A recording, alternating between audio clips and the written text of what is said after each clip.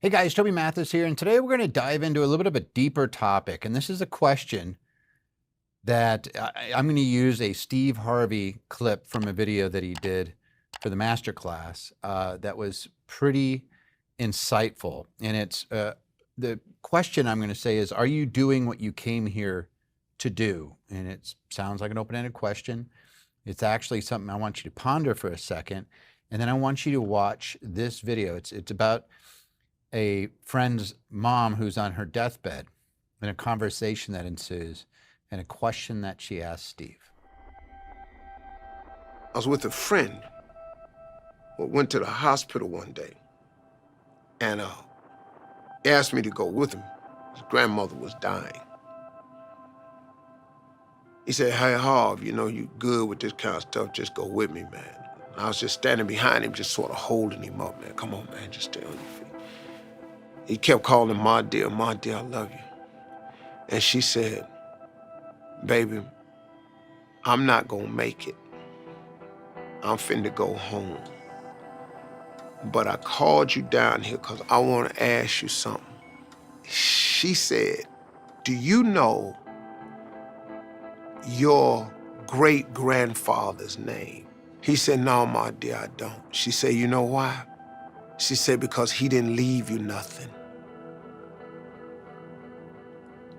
She said, "When I die, I want you to go away from here, and I want you to live your life so that your children's grandchildren will know your name. And the only way for them to know who you are is you got to leave them something." That day, he didn't get the message, but I heard it though. I heard it. And when I heard that, it changed me.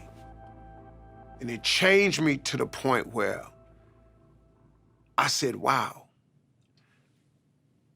I'm gonna start living my life so that my grandkids' kids know my name. Then I've accomplished the deal. All right, pretty powerful the way that he delivers it, but I want you to think about something because he kept saying, leave you something. And the question, I get this from clients all the time, is, well, I don't have a ton of money. I don't think that's what he's talking about. I think that a legacy is passing on values just as much as it is passing on things. And so I really want to just kind of lay this out for you. What is your legacy? What is it that you're passing on? What are your values that you want to convey to future generations? Because again, we get stuck on this idea of money and things, and it might be a vehicle for someone to know what your values are, but it's not the end result. And let me give you an example. So when I'm working with somebody, you know, we're flesh and blood, and we're finite. We're not going to live forever. So we know that. And so how do we pass something on? In my world, I'm usually using vehicles that don't die when you die. I'm using vehicles that may trigger when you pass.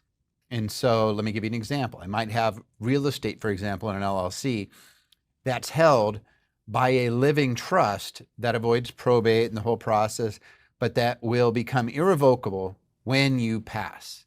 And then it keeps going on.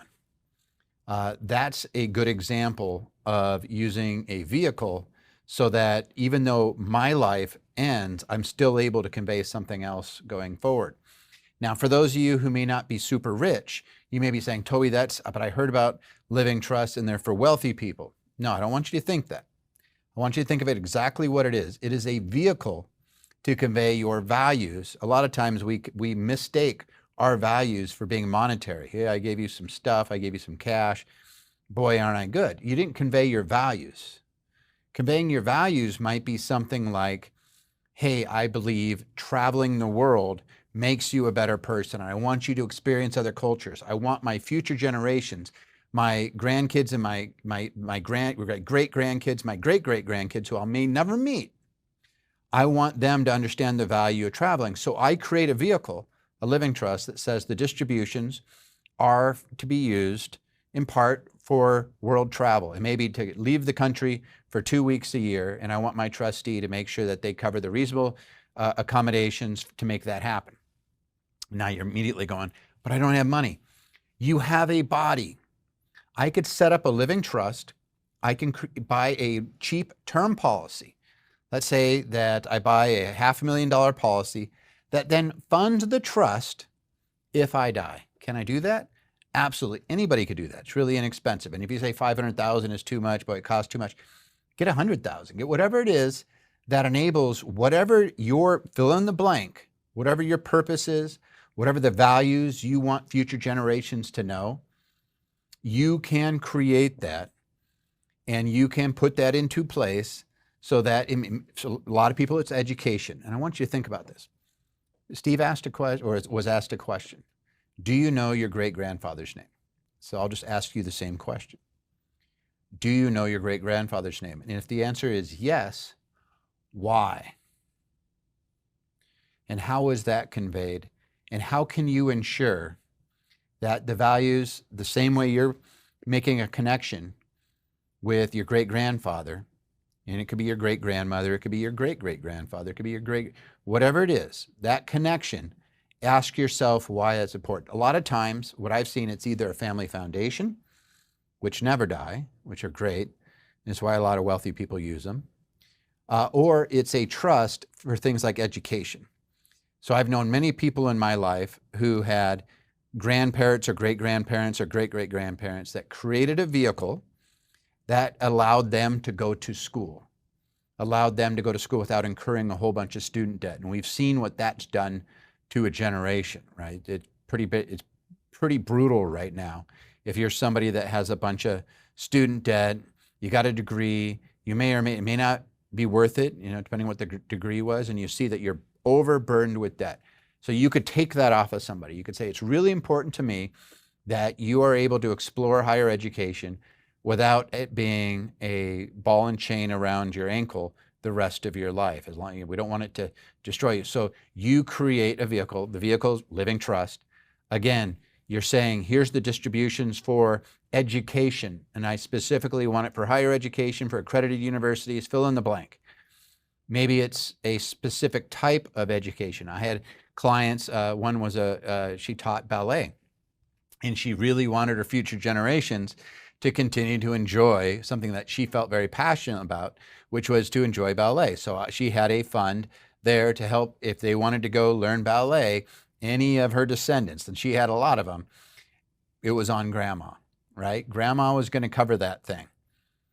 Now you had a connection, and you would know what her name was, and you'd be attaching some of the values. All of that is exceedingly easy to do. So here's a few questions. I wrote some of these down. Like, what are you uniquely positioned to give the world, to give your descendants? Like, what is your passion? And who are you responsible for lifting up in your life? Your family, things like that. And what will they remember you for? And if you could fill those in, you could answer those questions. Again, just think about them, ponder them while you go for a walk, or you go to the gym, or you're just sitting there and you just, think about this. And then what are the first steps? First steps are detach yourself from the belief that you're only giving, the only thing you're valued for is the money and the stuff. Detach yourself from that. And think about the people that you want to affect in the future, that you want to have an impact on in the future. And then think of easy steps you can do now to make that happen. And when I say easy steps, is it a habit? Is it something I'm going to start, is it something I always loved? Maybe I'm going to rekindle that love and continue to grow it because I think it's important. Is it a message that you want to pass on to your descendants? And then what is the vehicle to make that happen? And in my world, again, I'm a tax attorney and I spend my time doing this stuff. It's very limited. It's revocable and irrevocable trusts. It's foundations and charities, things that survive you. When we're holding businesses, it's going to be corporations, LLCs, and things like that. And then you're just directing them and you're giving them purpose in the future. And this is what I really want you to walk away with. Like, what is the value that you're trying to pass on? If you just do a die and distribute, I'm telling you, I've done the numbers on this and I've looked at all the stats. You didn't really do your heirs a favor. 80% of the time after 2 years, it's gone. Or not 2 years, but within 2 generations, it's gone. So most inheritances do not make it to the 3rd generation. And so when somebody says, hey, do you remember your great-grandfather? It's probably no. The answer is going to be no. It didn't make it that far. So in order to make it that far, we have to have something that'll protect it, honor it, and allow your value to continue to be passed. So we detach it from us. It's not me. I can have my life ending being a triggering event, so that if for some reason I'm not very wealthy, but I want to allow my heirs, this is a value I think is important, I want to fund it for future generations, I could tie it to my life with something as easy as cheap term life insurance. If you want to do whole life and IUL, it's up to you, but the whole purpose is very inexpensively, I could put something into place that is going to have an effect on my future generations, and then giving it the vehicle. And that vehicle, again, in my world, is generally going to be a living trust. If I'm just dealing with an individual, it might be that I create a charity. It might be that I create a testamentary charity that gets created by the bequeathment that I leave into my estate when I pass, right? There's a ton of options, a ton of options. And the one option that I don't want you to consider is doing nothing. Don't just say, this is for rich people, this isn't for me, because I always get that in the comments, like, that's a rich people issue, but boy, it must be nice to have money. And it's like, it's not about the money. It's about having something that you believe is important and a value that you believe and that you want to share with somebody, and deciding to actually do something about it. And there's an old adage that your legacy will either begin with you or end with you. And there's a lot of truth in that. It either begins with you or ends with you. I'd prefer that it begins with you. Think about what is important to you. Put it in the comments below. Actually start writing it out. This might be, a bunch of strangers, but just say, here's what I think. You'll get some feedback. Hopefully, like, nobody being mean and crazy, but most of the people on my channel have been just awesome. They're usually really great and supportive of each other.